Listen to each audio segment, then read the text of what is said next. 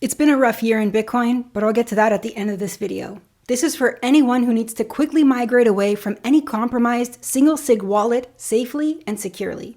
I'd recommend starting with these things if you get the chance. Then you're going to download Blue Wallet on a phone from the App Store or the Google Play Store.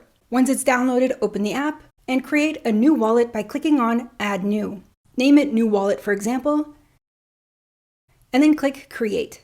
Then write down all the words that appear on the screen. Next, we're going to add the compromised wallet. In this case, it's our ColdCard. Instead of clicking Create, this time you're going to click on Import Wallet. Now log into your ColdCard as you normally would, and make sure you have an SD card in there. Scroll down to Advanced Tools, click on Export Wallet. In this menu, you're going to select Blue Wallet.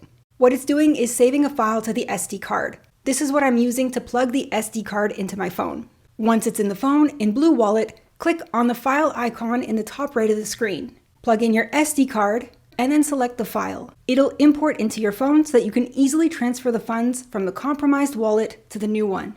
So as you can see, we have two wallets in the same app now.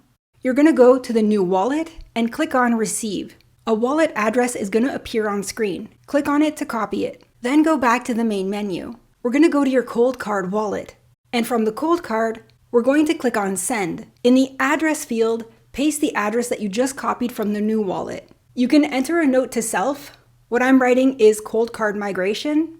Then click on the three dots in the top right corner and select Full Balance. Now, if you have a lot of money here and you're worried about doing this transfer one shot, just send yourself a little bit for the first try and then do it over again for the full balance. And what we need to do next is sign the transaction on the ColdCard. So plug the SD card into your phone and click on Export to File. Once the file is on the SD card, you're going to plug that card into the ColdCard, click on Ready to Sign, and then follow through to sign transaction. What happened here is the ColdCard created a new file on the SD card to authorize the transaction. Now plug the SD card back into your phone again and select the file so that the transaction can be confirmed. Then click Send. And now when you go back into the main menu, within 10 to 20 minutes, you're going to see the ColdCard is going to be empty and your new wallet is going to have the funds. Now, keeping funds on your phone like this isn't the most secure, but it's safer than keeping it on a known compromised cold wallet. I'd like to invite you to add a password to your Blue Wallet to keep it even more safe,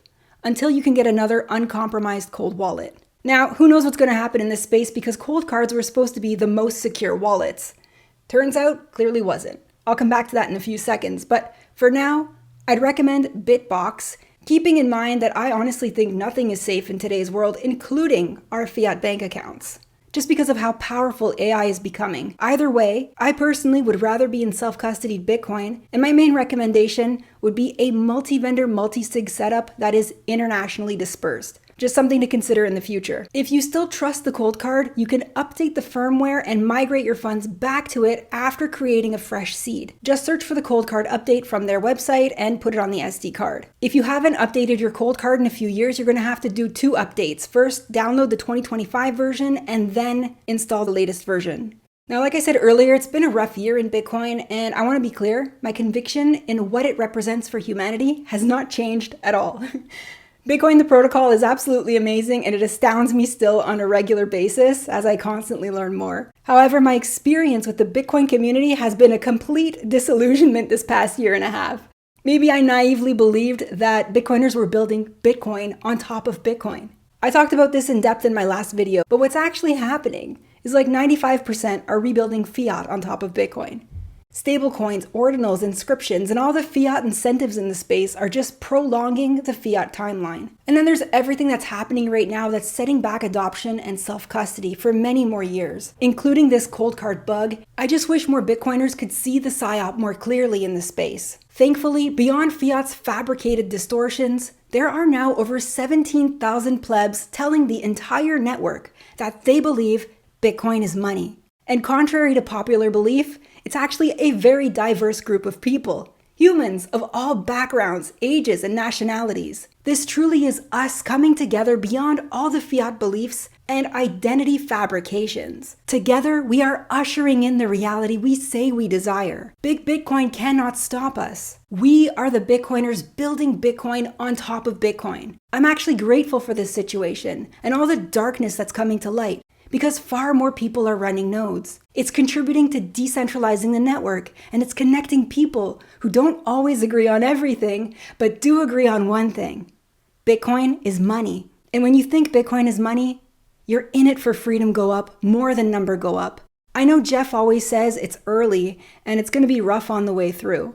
I asked if he was sure in my last conversation with him because part of me didn't want to believe it. In our last talk, he also told me, you don't need to fight. I think I just really see things as they are now.